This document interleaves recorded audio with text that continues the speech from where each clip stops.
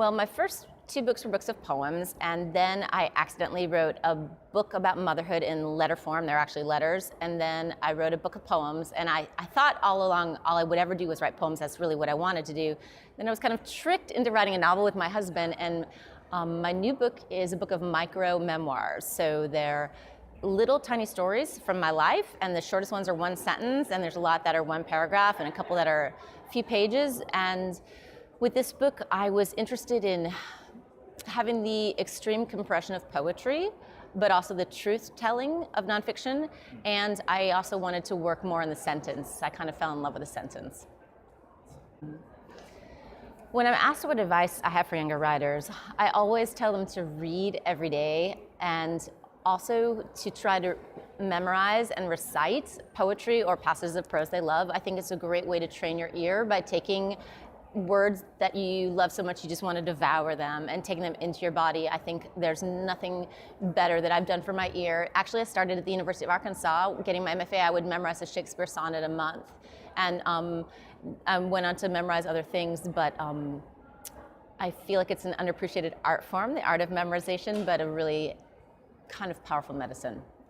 Yeah, when I'm working on a piece, it's sometimes hard to tell when it's finished. I'm a fearless reviser, but probably I would do better if I was a little less obsessed with revising, because even when a piece is published in a journal, I still revise it, and even when it's published in the book, all my reading copies of my books have marginal notations where I've crossed things out. So I never have actually finished anything. You know, I think my work will be finished when I die.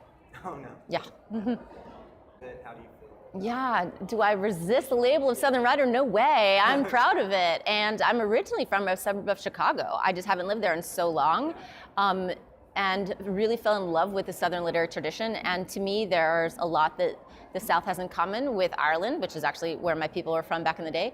And so much about the South feels to come out of this tradition of storytelling and family and narrative and humor and music. And whenever anyone calls me a Southern writer, I am very honored. Awesome. I love it.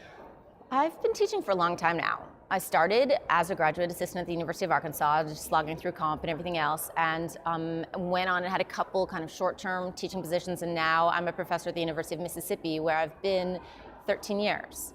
And there's definitely times when I have felt like, sure, teaching is taking away some of my own writing energy, but there's also been so many times when my students have turned me on to cool books, or reading stuff to help them has kept my own experiences really fresh, and being open to anything they kind of throw at me. It makes you really flexible. I don't have time to get really stodgy in my ways and think I'm only going to read a certain kind of thing or write a certain kind of thing. So while time management is always a struggle and always will be a struggle, and frankly just gets harder as I get older, I think that the writing life can be a blessing combined with the teaching life. I think that they can work in harmony. Yeah, it keeps you. My father's reminiscences. At 12, I learned my father had a brother who died of cirrhosis. And all those years, my father hadn't spoken of him. I knew I had an aunt and cousins, but somehow I wasn't concerned with who their father was. He just wasn't. That's all I knew. Fathers were different when I was growing up. They worked all day. They came home late. You'd been fed, you'd bathe, and put on your nightgown. Give your father a goodnight kiss, Beth Ann. My father's father was a dental surgeon, served overseas for 4 years during World War II. Once, I asked my father what this was like.